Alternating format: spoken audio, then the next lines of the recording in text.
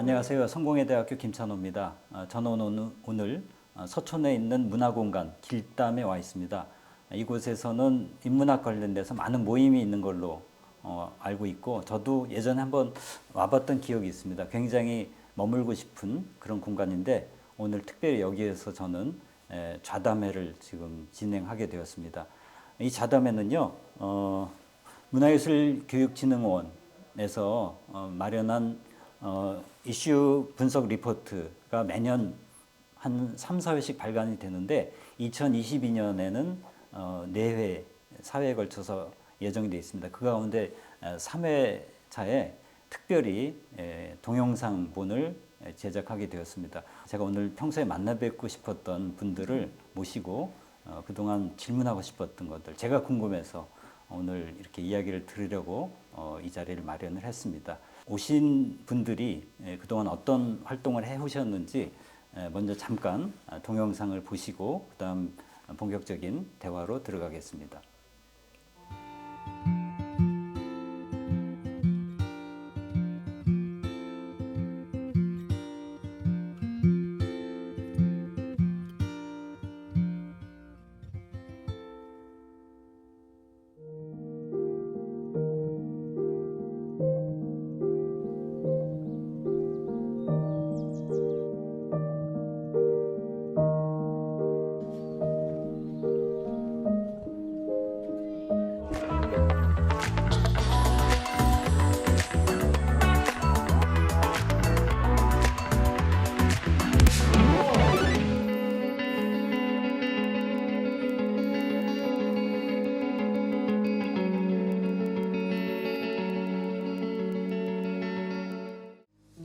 저는 운둔 4년 차입니다. 왜 살아야 하는지도 모르겠고 왜 운둔에서 벗어나야 하는지도 모르겠습니다. 말 있으면 말로 해봐요. 엄마 아빠가 느낀 사회적인 불안을 나한테 저도 다 포기한다 해 내 곁에 있을 그 한 사람. 제 방 상태가 딱 제 감정이었던 것 같아요. 너무나 복잡하고 뭐부터 치워야 될지 도저히 모르겠는 마음이었어요. 항상 못하는 일처럼 느껴졌어요. 내가 지금 이 상황을 벗어나는 것 자체가. 이상에 이제 은둔고수를 제안을 해줬어요. 처음에는 또래 상담사라는 이름으로 진행이 되던 거였는데 당사자의 시선에서 좀 접근해줬으면 좋겠다. 그 생각이 시작했던 것 같아요. 내가 경험했던 게 어쩌면 누군가한테 도움이 될 수 있지 않을까. 잘 보셨나요? 오늘 세 분을 모셨는데요. 한 분씩 소개해드리겠습니다. 먼저 소셜 뮤지엄 대표이시고요. 여러 가지 현장에서 문화예술을 통해서 사람들과의 대화, 만남을 주선하고 계신 최소연 대표님 모셨습니다. 반갑습니다. 안녕하세요. 예, 제주도에서 오셨어요. 네, 와. 오랜만에 육지에 예, 왔습니다. 예. 네. 먼 길 오셔서 고맙습니다. 그리고요, 행복공장이라는 곳인데요. 그곳에서 연극 강사로 활동하고 계시는 권예철님 오셨습니다. 네, 안녕하세요. 예. 예, 그리고 권예철님하고 오랫동안 또 연계되어서 활동도 해오신 유승규 씨인데요. 은둔형 고립 청년 당사자이시면서 최근에는 안무선 회사라는 굉장히 재미있는 그런 회사를 대표로 맡고 계신 유승규 씨 오셨습니다. 예, 반갑습니다. 예, 우선 보시는 분들이 궁금하실 것 같아요. 각자 해오신 일들의 배경이 있는데 어떤 계기로 이런 일을 해오셨고 오늘 여기 이르시기까지 어떤 삶의 여정 이런 것들을 좀 말씀해 주시면 좋겠는데요. 최소연 대표님께서는 소셜 뮤지엄인데 이 이름이 또 궁금해요. 어떻게 이름을 지게 되셨고 그동안의 그 배경 설명 좀 해주시죠.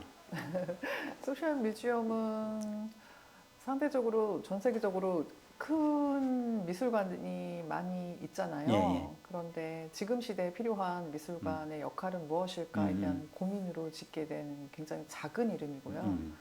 친밀한, 예. 소셜한 뮤지엄을 상상하면서 만들었고요.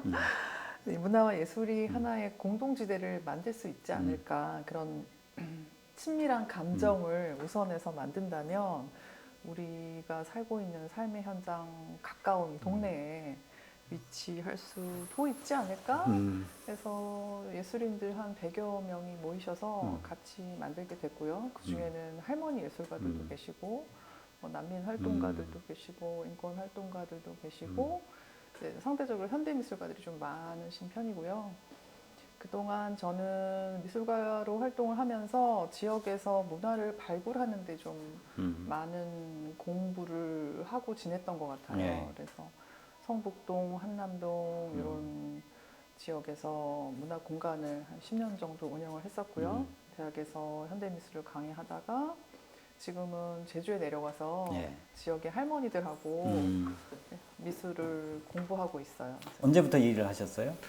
이 일을 시작한 건 한 10년 정도 됐고요. 네. 이제 계기라고 하면 부모님 영향이 제일 컸던 것 같습니다. 어머니께서 이제 뭐 교육연극, 뭐 치유연극 이런 걸로 다양한 분들 만나시는 일을 한 30년 정도 하셨는데요. 네. 그러다 보니까 어릴 때부터 좀 자연스럽게 접할 일도 많았고 또 어머니께서 진행하시는 뭐 아니면 그 비슷한 류의 워크숍들도 좀 많이 참여를 하게 됐고 네. 12년 정도 전에 행복공장이라는 비영리 단체를 좀 더 행복한 세상을 만들고자 하는 거죠. 사실 비영리 단체의 목적이 많이 그러지만 문화예술을 통해서 좀 사회적으로 도움이 필요한 집단이나 단체 대상으로 저희가 프로그램을 운영하기 시작했고 이제 어머니께서 네. 주강서로 프로그램을 운영하다 보니까 사상적으로 동의도 됐지만 아들 입장에서 또 좀 걱정이 되는 거예요. 어머니께서 네. 좀 힘드시지 않을까? 내가 뭐가 도움이 될 게 없을까? 그러다 보니까 저도 이제 뭐 연극 강사 일을 오래 한 거는 아니지만 어쨌든 접점도 있었고 그래서 이거라면 내가 좀 도움이 될 수 있겠다. 처음에는 시작을 했고요. 그 이후로는 기지촌 할머님들이나 뭐 이주 노동자분들, 뭐 재소자분들이나 이번에 같이 했던 뭐 고립청년분들, 또 장애인분들, 뭐 사각지대 청소년, 소년원생 이런 식으로 굉장히 다양한 대상을 만나게 됐고 그 과정에서 저희 프로그램을 접하시면 다들 대부분 다 좋아는 하세요. 그래서 네. 그러다 보니까 이 일을 진짜 10년까지 하게 될 거라고 생각은 사실 못했었는데 계속 이렇게 하고 있는 것 같습니다. 유승규 씨는 이 보시는 시청자들께서 제일 궁금하신 인물이 아닐까 생각이 듭니다. 한국에서 뭐 희귀거미를 번역해서 은전형 외톨이 이렇게 얘기하는데 많다 이런 얘기 많이 들어요. 네네. 근데 얼마나 많은지 잘 모르겠고 구체적으로 어떤 분들인지. 근데 예전에 얼마 동안 그렇게 지내셨나요? 사실 되게 파편적인 기간들도 있어서 네. 다 끌어 모아봤어요. 네. 몇 년 정도 되지 않았을까? 5년. 그렇게 생각을 하고 있고요. 제가 지금 30살입니다. 그러니까 20대 상당 시간은 집 안에서 보냈다고 생각하시면 될 것 같아요. 방송 보니까 네네. 심한 경우에는 계절이 바뀌는 것도 모를 정도로 완전히 바깥 세상과 차단되어 있는 경우도 있던데. 저 역시도 그런 경험이 있고요. 네. 창문을 열었을 때 여름이었는데 다음에 여니까 왜 눈이 내리고 있지? 이런 정도로 그 상황에 매몰돼 있었던 기억이 있고 이제 일본에서는 8050 세대라고 해서 일본에서는 이 이슈가 30년도 이전 30년 역사가 더 돼요. 예. 그러니까 은둔을 한 사람도 3, 40년 막 이렇게 은둔하신 분들이 계시거든요. 그러니까 20대 때 은둔을 하다가 이제 노부모가 80대가 되셨는데 자녀도 같이 오랫동안 고립돼 있어서 예. 50대가 되고 그럼 그 부모가 사망하면 같이 공멸하는 예. 그런 상황들도 이제 나오고 있거든요.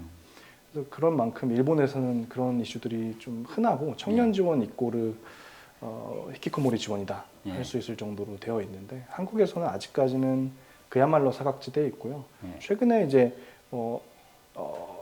장애인분들이 뭐 지하철에서 시위도 하고 이런 이슈들이 있었는데 어쨌든 그런 이슈들은 이렇게 당사자들이 목소리를 낸단 말이에요. 그렇다 보니까 이슈가 되기도 하는데 은둔형 외톨이 이슈는 사실은 소리 없는 아우성 같은 느낌입니다. 방 안에 다 칩거하고 있고 심지어 사회 풍토상 부모님들도 약간 치부라고 생각을 하셔서 부모님들도 부모 사회에서 그런 얘기를 잘 안 하세요. 그러다 보니까 현상이 드러나는 시기가 매우 늦습니다. 예. 저희도 연락 오는 사람들이 좀 저희 아이가 위험한 것 같아요. 예방 차원에서 연락 오시는 분들이 아니라 10년째입니다. 20년째입니다. 이런 연락들이 상당히 많이 오고 있고 올해는 이제 국정과제에 들어갔을 정도로 한국에서도 중요한 이슈로 보고는 있습니다만 아직까지는 몇몇 지역에서의 조례 정도 수준으로밖에 제정이 안 돼 있는 게 현실입니다. 그 은둔형 외톨이 관련된 활동들이 그래도 많이 네. 있다고 알고 있는데 네. 그 예술과 관련되어서 이렇게 벌이시는 영역도 꽤 있나요? 지금? 뭐 은둔형 외톨이 이슈 중에 막 예술만 하는 지원 기관은 따로는 없는 것 네. 같고 행복공장 분들이랑 같이 하는 뭐 즉흥 연극이라던가 아니면은 같이 이제 직접 배우로도 참여해서 공연을 올리는 것들 거의 유일했지 않나 싶긴 하고요. 여러분 보시다시피 우리가 오늘 다루려는 주제 내지 소재 그리고 이분들이 활동하시면서 만나는 분들의 뭐 공통점이라면 공통점일 수 있는데 우리 사회에서 잘 드러나지 않는 분들 요새 많이 나오는 말로 뭐 고립, 주변부 이렇게 드러나지 않은 묵음 처리되는 뭐 그런 분들입니다. 이분들이 어떻게 예술을 통해서 세상과 새롭게 만나고 자기를 다르게 마주할 수 있는지 이런 얘기를 좀 나누려고 하는데요. 보통 예술을 하면 우리가 통상적으로 뭐 그냥 굉장히 우아하고 고상하고 지고의 아름다움을 추구하는 것. 그러면서도 우리 삶에 어떤 것이 표현되는 언어일 텐데 보통은 지금 이렇게 소외된 분들이 예술과 만날 일이 많지는 않을 것 같아요. 그리고 되게 생소할 수도 있고 그럼에도 불구하고 지금 세 분께서는 이런 작업을 해오셨어요. 이게 쉽지는 않을 것이고 그러면서도 또한 굉장히 이게 신선한 그런 도전일 수도 있겠다는 생각이 드는데 최소연 대표님께서는 미술 쪽 하시다가 이런 쪽으로 이렇게 눈을 처음 뜨시게 되셨다고 할까? 그 어떤 계기가 있었나요? 예술가 예. 또 미술가로 산다는 것에 대한 고민을 좀 했던 것 같아요. 네. 시대 상황이 변하고 있고 전 세계 곳곳이 파국이고 그래서 현장에서 예술을 할 수밖에 없는 상황이 되지 않았나라는 자각이 좀 있었던 것 같고 이제는 거리에 나와서 현장에서 작업을 할 수밖에 없겠다. 그래서 그 이후로 쭉 현장에 있었던 것 같고요. 그러면서 마을 미술관을 좀 만들게 되고 동네에서의 어떤 문화적 자산을 소개하거나 예술가들이 그것들을 새로운 작업으로 레지던시 하시면서 작업으로 기록하시게 하는 작업을 하고 그걸 소개하는 플랫폼으로서 이제 테이크아웃 드로잉을 한 10년 정도 운영을 한 거죠. 네. 그 이후는 그 공간이 담을 수 있는 또 뭐 지역의 예술가뿐만 아니라 전 세계 어떤 재난 현장에서 이곳에 찾아오신 난민분들하고도 전시를 하고 그렇죠. 그랬습니다. 테이크아웃 드로잉이라는 그림으로 또 풀어내고 말은 사라지기 쉽잖아요. 휘발되는 네, 언어라면 네, 말이 물론 말도 굉장히 아름답고 생명력이 있지만 그림이 갖고 있는 장점 중에 하나는 시각 언어로 기록이 돼서 그렇죠. 고스란히 흔적이 남거든요. 그리고 동시대를 뛰어넘어서 우리가 몇백 년 전에 미술을 지금도 사랑하고 있는 거는 누구나 보면 아름답다라고 표현하잖아요. 그다음에 언어가 통하지 않는 세계에서 온 제3세계에서 오신 분들하고도 그림 작업을 할 때 이게 굉장한 소통력을 갖는구나라는 걸 배울 수 있었어요. 네. 연결해서 질문드리고 싶은데 이 은둔형 고립, 외톨이 뭐 이런 분들이 가장 세상과 단절돼 있고 스스로 눈을 딱 닫아 걸고 있는데 이 마음 열기가 쉽지 않다는 거죠. 근데 어떻게 해서 이게 이 예술의 세계와 또 이런 활동과 만나게 되셨고 그게 간단치 않았을 것 같아서 그 과정을 좀 설명해 주세요. 사실은 진짜 10년 이렇게 넘게 고립을 경험한 분들은 예술은 너무 비약적인 느낌이에요. 그렇죠. 그 단어 자체가 뭔가 기본 생활 스킬도 사실 거의 사라져가고 있는 수준으로 그렇게 살고 있는 경우들이 많은데 사실 뭐 행복공장에서 먼저 좀 제안을 주시기도 했었고 저는 이제 어렸을 때부터 그런 기억은 있어요. 저도 어렸을 때부터 연극의 영향을 좀 받았었고 연극 배우가 꿈이었던 시절도 있었고 그 정도의 배경이 있다 보니까 제가 이제 은둔을 극복을 하고 보니 그것들이 꽤나 좋은 재료였다는 생각을 하게 됐거든요. 왜 내가 다른 사람들보다 조금 더 빨리 벗어날 수 있었을까? 왜 더 빨리 이해할 수 있을까? 이런 지점들이 과거의 경험들이 뭔가 통하는 게 있었구나. 그래서 제가 저희 참여자들을 맨날 꼬셔요. 그러니까 저는 이제 쉐어하우스를 운영하고 있거든요. 공동생활 쉐어하우스를 운영해서 저도 같이 사는데 그러니까 이제 친구들이 뭐 다 뭐 그런 거 왜 해요? 이런 식으로 반응이 사실 훨씬 많아요. 제가 거의 설명을 하죠.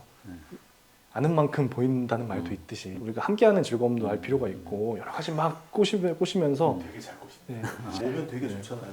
그렇죠. 그러니까 놀러 간 데 있으면 안 온다고 했던 사람들이 제일 잘 노는 것처럼 네. 최근에는 정말 진심으로 그런 얘기도 들었거든요. 아, 형 요즘에 제가 사람 만나는 게 좋은 것 같아요. 라던가. 최소연 대표님도 그동안 여러 분들을 이렇게 만나셨어요. 할머니들을 많이 만나셨고, 근데 궁금한 게 할아버지들은 해보실 생각 없었나 하는 생각도 들고, 그래서 어떻게 이렇게 뭐 대상이라고 할까 이런 걸 선정하시고 또 거기에 어떤 점들을 유념하시는지. 어떤 일을 진행할 때요. 네. 약간 사회적 균형감에 대한 음. 생각을 하게 되는 것 같아요. 그러니까 한 사람이 많은 일을 할 수는 없고 네, 네. 굳이 내가 지금 이 시대에 한다면 누구의 손을 잡고 싶은가, 누구와 함께 하고 싶은가 할 때 모르겠어요. 제가 그냥 한 여성으로서도 좀 할머니 옆에 있고 싶었던 것 같아요. 저의 미래이기도 하고 할머니는 약간 느슨해요. 네, 모든 네. 관계적 네, 허술함이 네, 있고요. 약간 뭐든지 좀 허용해 줄 것 같은 세계예요. 네. 그러니까 굉장히 특별한 세계라는 생각이 들어서 할머니랑 이런 예술 작업을 할 때 뭔가 막 달려가지 않아도 되고 속도도 할머니의 걸음대로 천천히. 근데 저도 또 나이가 들어가니까 약간 이렇게 느린 속도로 어떤 예술 작업을 할 때 약간 편안해지고 좀 이렇게 숨이 쉬어지는 것 같아요. 이 사회가 우리로 하여금 계속 뭔가 프로젝트를 하고 막 발표하고 그 피드백에 또 박살이 나고 막 이런 게 계속 어떻게 보면 계속 반복되는 세계에 살았다면 할머니라는 세계는 그래 니네 그동안 그렇게 고생했는데 이제 여기 와서 좀 쉬어. 근데 거기서 흘러 넘치는 어떤 예술이 또 있고 문화가 있는데 그건 고스란히 이렇게 그냥 받으면 되는 거예요. 그러니까 이 자연스러움 아 그럴 때 또 자각이 되는 건 맞아. 예술은 신이 준 선물이고 이 수혜자가 꼭 예술가들만이어야 할까? 할머니들에게 이 예술 언어를 알려드리면 너무 잘 사용하시는 거예요. 자, 그러면 할머니들은 어떤 응어리라고 할까? 그동안 표현하지 못한 무엇인가가 있었는데 그 예술을 통해서 터져 나오는 건가 하는 생각이 들어요. 그게 뭐냐 하는 거예요. 평소에 수다도 한 번도 떠시고 할 텐데. 무대를 가져보지 못한 존재들이신 것 같아요. 자신의 무대. 나의 기록이 어디에도 없고 뭐 가족 사진들은 있죠. 예. 근데 나의 언어로 내 삶조차 이렇게 정돈되어 있지 않잖아요. 예. 우리 지금 오늘도 소개할 때 저는 눈형 외톨이로 어디에서 행복공절하고 뭐 이렇게 약간의 간단한 서술이 있잖아요. 그런 요약을 해보지 않은 세계. 그러니까 이제 한번 해보셔도 돼요. 어디서 태어나셨나 할머니. 그래서 이 마을엔 언제 이사 왔고 이제 이런 인터뷰를 통해서 좀 정돈이 되는 듯한 인상을 받으시나 봐요. 네. 그걸 그대로 적고 네. 그림으로 그려보세요 하면은 비로소 나의 무대가 생긴 것 같은 느낌. 무대라는 게 보통 우리 통상적 개념이 네. 그냥 공간적 네. 무대를 생각하는데 지금 비유적으로 쓰신 건가요? 진짜 무대인 것 같아요. 저는 그게 무대다. 할머니들과 그림 그리는 그 시간은 네. 진짜 연극 무대 같아. 할머니가 관객이 느린 걸음으로 네. 이 이젤 앞에 딱 서셔서 네. 그림을 이렇게 막 그리는 게 아니에요. 야. 머뭇거리세요. 아. 그런데 제가 늘 말씀드리는 건 우리는 그림 그리는 인류고 동굴벽화 때 그 인류가 네, 네. 그림을 전공해서 한 게 아니고요, 할머니. 그냥 거기 불에 탄 숯이 있었고 그걸로 너무 무서우니까 들소도 그리고 그리고 누군가는 밥을 짓고 뭐 불을 피우고 누군가는 동굴이 크니까 엎드리면 그럼 이제 여기를 타고 올라가고 저 높은 동굴 위에 그림도 그렸었잖아. 그럼 맞아, 우리 그랬다. 그러면 이제 그 인류가 그랬다가 아니라 우리 그랬다. 그게 우리의 유산인 거예요. 이게. 그 유산을 딱 받았다는 걸 기억을 해내세요. 그러면 좀 이제 담대해지세요. 그러면 이제 이젤 앞에 종이가 있건 여기 목탄이 있건 태도가 일단 달라져요. 그럼 그때부터 연극 무대의 주인공이죠. 그러면 일단 그림을 탁 그리시는 게 아니라 일단 뭘 그리실지 이렇게 만약에 김철 교수님이면 이렇게 딱 보고 설계를 하세요. 이렇게 이러면서 이제 설계를 하세요. 손가락으로. 그러다가 이제 마음이 잡아지면 그렇게 이렇게 또 인터뷰도 하면서 마음이 잡아지면 목탄을 들고 이렇게 그리기 시작하는데 태도, 할머니의 태도, 이젤 앞에 선 어떤 인류의 태도가 제 눈에는 그 동굴벽화의 인류로 보여요. 아, 그 유산을, 그 무기를 사용할 줄 아는 거죠. 우리들은 보도 같은 거 보면 딱 그림 나온 것만 보거든요. 그래서 할머니들이 그리셨네 이렇게만 되는데 지금 말씀드리니까 그 앞에 그 예비 과정이 더 역동적이고 생동감 있는 생생한 그런 것 같아요. 예술에 대한 진입장벽이라고 할까? 누구나 어릴 때 그림 그리고 그랬는데 어떻게 연극의 진입장벽을 이렇게 깨고 이분들이 자연스럽게 자기 표현을 할 수 있도록 그런 장치가 마련되는지. 이런 무대에 설 일이 대부분의 사람들이었고 네. 지금 뭐 저희가 뭐 장애인분들이나 뭐 고립 청년분들이나 뭐 사각지대 청소년이랑 뭐 이런 분들이랑 하지만 그게 아니라 그냥 어디 회사에 가서 하던 공무원이랑 하던 모두한테 생소할 수 있긴 할 것 같아요. 네. 그러다 보니까 또 특히 저희 작업 특성상 자기 이야기를 자꾸 꺼내야 되는 부분이 있는데 그런 부분에 불편함을 느끼시는 분들도 당연히 계시고 예. 그리고 또 그걸 표현하는 거에 또 네. 불편함을 좀 어려워하시는 분들도 계시고 근데 그 결과적으로는 저희 프로그램 들어오시면 다 잘하시고 엄청 막 무대 위에 올라가면 다 반짝반짝 빛나고 하시거든요. 근데 뭐 어떤 비결이 딱 있다라고 하기보다 그냥 그 사람들한테 다 있는 것 같아요. 저는 진짜. 모든 사람들한테 그 아마 할머님 말씀해 주셨지만 네네. 진짜 어떤 사람이든지 내 안에 그 반짝반짝 빛나는 무언가는 있다고 생각을 하거든요. 그래서 그거를 꺼낼 수 있도록 분위기를 만들고 뭔가 저희 어머니께서는 그 말씀을 하셨는데 좀 하는 듯 안 하는 듯 비법이긴 한데 네. 모르게 그냥 내가 이거 하는 건가? 이거 진짜 발표하는 건가? 뭐지? 하다가 그냥 할 수 있게 그냥 자연스럽게 물으르듯이 뭔가 부담해야 되고 이래야 되고 저래야 되고 뭐를 해야 되고 하는 압박감을 과제를 주는 게 아니라 그냥 하다 보니까 하게 되는 그런 흐름을 만드는 게 되게 중요하다고 생각하고요. 이게 사실 내 얘기하는 게 거창한 일이라고 생각할 수 있는데 꺼내놓고 보면 그거를 내가 이 얘기를 했다고 해서 손가락질할 사람도 없고 이걸로 인해서 누가 판단을 하고 뭐 하고 막 어디다 가서 말하고 이런 경우는 진짜 있을 수야 있겠지만 거의 아예 없다고 보셔도 괜찮거든요. 그러다 보니까 내가 이 얘기를 해도 되는구나, 네. 내가 표현해도 되는구나. 그리고 또 많은 사람들이 자꾸 할머니 얘기해 주신 게 저희도 막 이게 너무 공감돼가지고 저희도 기지촌 할머님들이랑 프로그램을 했었어요. 예. 근데 되게 선물처럼 느끼시는 것 같아요. 그 순간순간을 예술을 하는 순간을 뭔가 본인이 진짜 주인공인 적이 많이 없었던 삶을 사신 분들이 많고 그래서 일하는 입장에서는 뭔가 이렇게 공연 한번 했다 할 수 있지만 그분들은 이게 정말 일생일대일처럼 느껴지시는 것 같아요. 그래서 그게 뭔가 되게 감정적으로 많이 와닿더라고요. 감동적이고 그래서 할머님들뿐만 아니라 또 다른 친구들도 다 무대에서 하고 나면 펑펑 우는 사람들도 많고 진짜 누가 봐도 막 가슴이 이렇게 시원해진 것처럼 보이는 사람들도 많고 의미 있는 일이다는 생각도 많이 들어요. 우리가 보통 일상 대화에서 자기 얘기 많이 하잖아요. 그리고 어떤 때는 너무 어른들의 얘기가 막 지겹게 들리고 젊은이들한테. 근데 그 이야기하고 그런 공간에서 그런 맥락에서 하는 얘기는 좀 다른가요? 일상에서 내 얘기를 한다고 해도 사실 그 얘기의 성격이 조금 다른 것 같긴 해요. 저는 그렇게 속에 있는 얘기까지 다 막 하는 관계는 특히 갈수록 지금 사회에선 더 줄고 있다고 생각하거든요. 이제 소통이 점점 피상적으로 바뀌고 있고 뭔가 다 핸드폰 안에 갇히고 있고 그러다 보니까 진짜 이런 일상적인 관계에서 뭔가 정말 내 얘기를 나 오늘 뭐 먹었어? 오늘 기분이 나쁘다. 쟤는 왜 저러냐? 뭐 이런 얘기가 아니라 진짜 내 속에 있는 얘기, 그렇죠. 내가 꺼내야 할 네, 얘기, 네. 내가 꺼냄으로써 내가 조금 더 편해지고 내가 조금 한 발짝 나갈 수 있는 얘기들은 정작 외면이라면 외면이랄지 아니면 할 데가 없어서 못하는 거랄지 어떤 이유로든 할 게가 많이 없는 것 같아요. 근데 그런 이야기들을 할 수 있는 장소인 것 같고 그런 이야기들을 꺼냄으로써 이제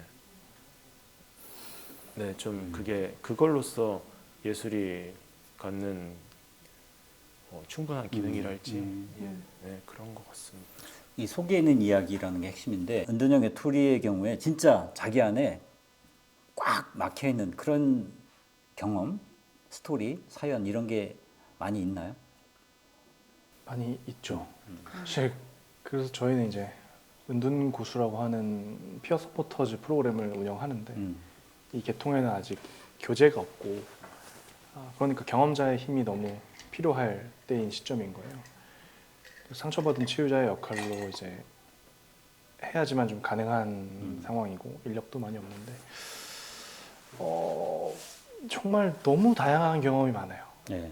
아마 어떤 특집을 해도 그 카테고리의 경험이 일치하는 당사자를 모집할 수 있을 거예요. 예를 들어서 해외 유학 생활 중 고립이 됐던 사람들 특집만 해도 아마 가능할 거고요. 네, 부모님한테 뭔가 폭력을 당했던 네. 파트도 있을 거고 아니면 그런 건 뭔가 다 없었어도 그냥 어쩌다 보니까 그렇게 된 사람들도 분명히 있거든요. 그동안 그렇게 안 해본 얘기를 한다는 게 쉽지 않은데 어떤 조건에서 이게 가능한 거예요? 이제 롤모델이란 단어는 좀 진부하긴 한데 그런 게 있어야 되는 것 같아요. 그러니까 당사자분들이 어떤 걸 정보를 찾을 때 굉장히 꼼꼼하게 찾아요. 왜냐하면 두려움이 많다 보니까 이 쉐어하우스에 들어가면 뭐가 있지? 밥은 어떻게 먹지? 이런 거를 조사하다만 끝나요. 네. 근데 거기서 한 발자국 나가게 하는 거는 뭐 아까 할머니들 사례에서 말씀해 주셨던 거 저 사람도 했더라. 저 사람도 10년 몇 년 은둔했는데 저 사람도 했다. 그런 롤모델이 좀 보였을 때 네.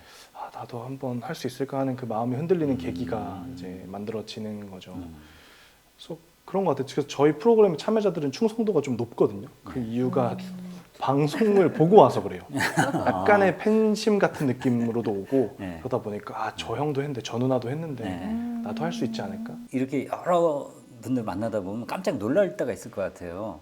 생각지도 못한 그런 어떤 반전이 있을 수도 있고 그런 에피소드 같은 게 떠오르십니까? 프로그램의 청년분들 중에 한 분인데 처음에 와가지고 이렇게 무릎 잡고 이렇게 앉아가지고 이러고 있고 말 시켜도 잘 안 하고 프로그램도 뭔가 이렇게 진행하는데 뭔가 한마디 잘 모르겠어요 이러고 뭔가 굉장히 참여도가 낮았었는데 요즘 만날 때마다 막 껴안고 막 사랑해요 이러고 그냥 이렇게 굉장히 따뜻해지게 그런 거 보면 좀 놀라움이죠. 소년원 프로그램을 제일 오래 했거든요. 그래서 소년원 친구들 보면 인식이 되게 안 좋잖아요. 다 뭔가 요즘 소년범 문제도 엄청 사실 되고 있고 사실 이 친구들 얘기를 진짜 들어보면 단순 절도나 그냥 뭐 싸움 휘말려서 온 애들도 생각보다 굉장히 많고 그런 친구들이 처음에는 진짜 막 굉장히 안 할래요 이러다가 이제 막 공연 전에 쌤 여기 좀 만져봐요 여기. 심장이 튀어나올 것 같았어요. 막 이러면서 애들이 얼굴 되게 귀여워요. 진짜 다 애기들이에요. 그러니까 그런 거 보면 진짜 이게 사람이 이렇게 그 사람이 놓인 환경이나 지금 상태만 보고 이 사람을 완전히 재단하면 정말 안 되는구나라는 것도 많이 느끼고 또 사실은 그 고립 청년분들이랑 되게 닮은 친구들이라고 생각해요. 살아온 시간을 보면 그렇지. 굉장히 닮았어요. 그게 안으로 들어가느냐 에너지가 밖으로 나가느냐 그 차이 같거든요. 저는 그래서 공통적으로 되게 느끼는 부분이 많아요. 그 할머니 이야기, 고립 청년 이야기 이렇게 중심으로 했는데 사실 대표님 하신 작업을 보면 전 처음에 알게 된 게 그 예멘 난민 그걸로 네. 보도를 통해서 알았거든요. 그 이야기 좀 들려주세요. 2018년으로 기억하는데. 네, 2018년에 제가 그 수업이 있어서 드로잉 수업이 네. 있어서 제주를 일주일에 한 번씩 오갈 때였어요. 그 당시에 서울에 난민 친구들이 많았어요. 예. 제가 살고 있는 지역이 대원이기도 하고 음. 또 이제 저희가 운영하는 문화 공간이 일정 부분 난민들의 플랫폼 역할을 좀 하기도 했거든요. 제주는 제가 살고 있는 지역은 아니고 이제 일하러 갔던 공간인데 여기서 난민들이 뭔가 특별한 존재, 위험한 존재로 분류가 되고 출도 금지령이 내려서 이 사람들을 가두려고 하는 예, 정책적 움직임이 있어서 이게 저를 굉장히 불편하게 했어요. 근데 난민분들, 그러니까 제 친구분들 보면 그냥 다 멋진 청년들이시거든요. 대부분.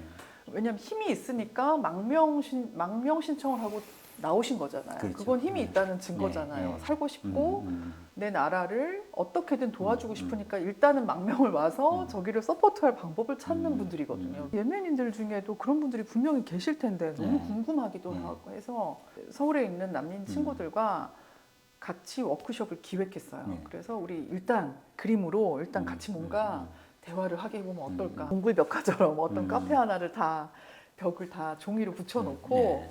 뭐라도 해봅시다. 제주도 분들도 궁금한 집 많이 오셨어요. 예. 그리고 예멘인들도 10분이 아니라 하루에 25분, 30분 막 이렇게 오시는 거예요. 점점 뭘 하자는데 일단 제주도민들하고 만나서 같이 한대. 네. 둘이 짝이 돼서 1대1, 1+1 이래 하니까 쉽잖아요, 일단. 둘이 같이 뭔가 모델이 돼서 그린대 하니까. 오셔서 그리는데 그날이 정말 또 하나의 연극 무대 같았고 네. 서로 언어는 통하지 않지만 네. 아랍어를 사용하시니까 이게 그림이라는 네. 시각 언어를 통해서 서로의 모습을 그리고 마치 몽타주 그리듯이 오늘 대한민국 제주에 있는 예멘 사람 머리가 곱슬곱슬하구나 코수염도 있네 아이고 쌍꺼풀이 있네 이렇게 그리고 또 그분은 한국 사람 이 할머님 목에 스카프 했네 하고 이제 그 모습을 그리면서 눈을 마주치잖아요. 네. 일단 어딘가에 진실의 한 조각을 남겨는 보자 해서 이제 그림을 그리고 서로 낯설지만 그날 그 시간에 함께 했다는 네. 이유만으로 서로 이렇게 그림을 그려봤는데 그림을 함께 그리게 되면 이렇게 눈을 볼 수밖에 없잖아요. 서로 약간 그 시간만큼은 서로를 바라보고 기억하게 되고 네. 그럼 이제 서로 이제 그 잘 통하지 않는 언어로 간단한 영어로 이제 소통을 하면서 이름 뭐야라고 이름을 쓰게 되고 그럼 오늘 날짜는 이거구나 너 오늘 여기 있구나 근데 그런 기억이 되게 소중했어요. 8살 예서라는 꼬마는 이 난민에 대해서도 처음이고 이런 아저씨들도 처음인데 그 나라 지금 전쟁이에요? 위험해요? 그러니까 위험하면 가지 마요. 여기 있다가 안전해지면 돌아가세요. 근데 꼭 돌아가셔야 돼요. 약속을 하는 거야. 그래서 그 예서라는 친구랑 오마르가 짝이 돼서 같이 그림을 그리고 그림을 그린 이후에는 예서가 오마르에게 한국말을 알려주고 한국 놀이 막 묵찌빠도 하고 놀고 막 웃음을 생산하고 그래서 이게 단지 예술 워크숍이 아니라 한번 만나게 되는 계기, 어떤 무대를 연출을 하고 무대를 설계하고 초대하고 잠깐이지만 환대를 했을 때 그 지역사회 풍경이 변하더라고요. 이게 지금 가져오신 거죠? 네, 그 시민들이 생산한 네. 그림, 너희 나라, 우리 나라가 아니라 그 경계가 허물어지는 네. 걸 좀 경험을 했고요. 문화적으로 그냥 이 지구의 시민이 된 순간을 경험을 했고 최근 지금 우크라이나 사태도 있잖아요. 근데 이게 다 연결된 것 같아요. 고립청년 중심 말씀하셨는데 진짜 꼭 보람 있었다고 얘기할 만큼 간증하고 싶은 그런 분들이 누가 있어요?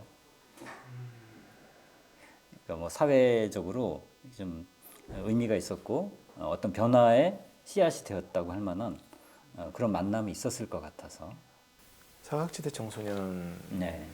대상 프로그램이 좀 많이 기억에 남아요. 아직 뭔가 사회로 나올 준비도 되지 않았는데 네. 저희는 프로그램 자체는 거의 다 하는 게 비슷하거든요. 그렇죠. 그래서 그냥 그 과정을 통해서 계속 바뀌는 모습 보는 것 자체가 제일 큰 의미인 것 같고 전에 소년원 프로그램 할 때는 그런 거는 있었어요. 저희가 가족 캠프를 진행했었는데 4개월 정도 이 친구들을 일주일에 한 번씩 그 소년원으로 저희가 직접 찾아가서 만나고 그 과정에서 나온 이야기로 뭐 공연을 하고 같은 친구들이랑 또 가족 캠프를 했어요. 그래서 부모님들을 모시고 같이 뭔가 놀기도 놀고 맛있는 것도 먹고 또 연극적인 예술적인 것도 많이 하고 좀 편안하게 있을 수 있으면서 동시에 속에 있는 거를 좀 들여다볼 수 있는 그런 거를 진행을 작게 했는데 한 시기에 확 퍼졌었어요. 네. 갔다 오신 분들도 너무 좋아하고 그 소년원 선생님들도 모셔서 보시니까 이거 해야 된다. 진짜 네. 약간 진심으로 그게 우러나는 순간이 있는 것 같아요. 친해지다 보니까 가끔 이제 형이라고 부르고 싶어하는 애들이 점점 생겨요. 한 10살 정도 네. 차이 나니까 또 그래서 주변에 쌤 같은 형 한 명만 있었으면 저 이렇게 안 됐을 거라고 이런 얘기도 많이 들었었고 네. 우리가 이제 문화예술교육진흥원에서 하는 이슈 리포트인데 정책적인 측면에서 어떤 게 좀 필요한지 그다음에 문화예술 쪽에 관여하시는 분들, 현장의 예술가들 또는 대학의 예술교육 뭐 등등 포함해서 일반 사람들 말고 예술과 관련된 정책이나 어떤 전문가라고 할까 그런 분들에게 무엇이 필요한가? 뭐 정책적인 시스템도 필요할 거고 아니면 인식의 변화도 필요할 거고 등등 뭐 좀 굉장히 두리뭉술한 질문인데 뭐 떠오르신 대로 이런 게 좀 바뀌었으면 좋겠다. 큰 틀에서 이런 게 있으면 좀. 시대가 반영돼서 그런지 문화 예술이 많이 움츠러들었잖아요. 네. 그럼에도 불구하고 저는 미술가여서 그런지 문화와 예술은 어떤 재난이든 뛰어넘을 수 있다고 생각하거든요. 네. 그래서 조금 더 담대하게 예술 창작 행위를 할 수 있도록 지원해주고 한국 사회에는 사각지대가 너무 많이 있어서 새로운 방식으로 창작 행위를 한다고 할 때 자꾸 심사하려고들 하는 것 같아요. 네. 근데 이제 새로운 시도를 하는 사람들은 그 문턱을 넘기가 너무 힘들거든요. 그렇죠. 예. 근데 제가 주목하고 싶은 건 지금 코로나만 얘기할 게 아니라 그 재난 때문에 잃어버린 우리의 권리, 교육받을 권리, 예술을 향유할 권리를 회복하자는 거죠. 그럴 때 우리 스스로 그걸 회복시켜 나갈 수 있는 시민으로 성장할 수 네. 있지 않을까. 이어서 말씀하실 게 많을 것 같아요. 어때요? 후원, 지지 이런 게 어떤 거? 예술을 예술로서 집중할 수 있는 뭔가 환경이 마련되지 않으면 그 극히 일부를 제외하고는 결국엔 다 도태되고 그러다 보면 결국 더 예술하지 않는 사람들과의 그 괴리랄지 거리감이랄지 이거는 점점 커질 수밖에 없다고 생각을 하고 결국 제도적인 부분이 저는 보강돼야 된다고 생각을 하는데 물론 뭐 열심히 노력하고 계시겠지만 조금 더 세심하게 살펴주시면 저는 정말 감사할 것 같아요. 네, 비슷한 질문인데 은둔형의 둘이 관심 많아졌습니다. 뭐 예술적인 여러 가지 프로그램도 생기고 하는데 어떤 정책적, 제도적 지원이 더 있어야 될까요?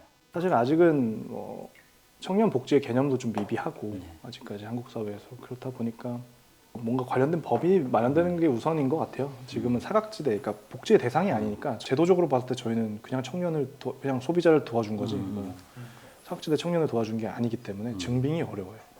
그래서 어떤 걸 신청할 때도 그렇고 기초적인 것들이 너무 필요하다 생각하고 내가 길 가다 보면 또 좋은 기회가 오는 것 같더라고요. 그래서 제가 힘이 닿는 한 당연히 이런 후배들을 양성하고 싶고 저희는 재직자들이 운동 경험이 있는 사람들이 많아요. 저 혹시 하나가 생각이 났는데 우리 사회에 좀 진한 가족극이 하나 나올 때 되지 않았나 이런 생각을 해요. 가족극. 좀 정말 이 은둔되고 이것도 다 가족 사회에서의 어떤 소통의 수준이 조금 낮은 거라고 저는 보고 있거든요. 그렇다면 이 시점에 한번 제대로 된 가족극, 가족 뮤지컬 뭔가 연말에 다 같이 볼 법한 연말에 우리 엄마 아빠 같이 모시고 갈 법한 이런 진한 진짜 이야기들이 좀 나왔으면 좋겠는데 그래서 저는 사실 그런 포부로 제가 가진 미약한 상황에서는 매년 노래를 만드는 이유가 그거예요. 한 10곡쯤 만들었을 때 누군가 좀 괜찮은 뮤지컬 감독분이 계시다면 컨택을 해서 이거 좀 재해석해서 우리 한번 만들어 봅시다. 이런 꿈이 있거든요. 이런 생각이 들었어요. 얼마 전 오징어 게임이 상을 받고 뭐 작년부터 엄청난 히트를 쳤지 않습니까?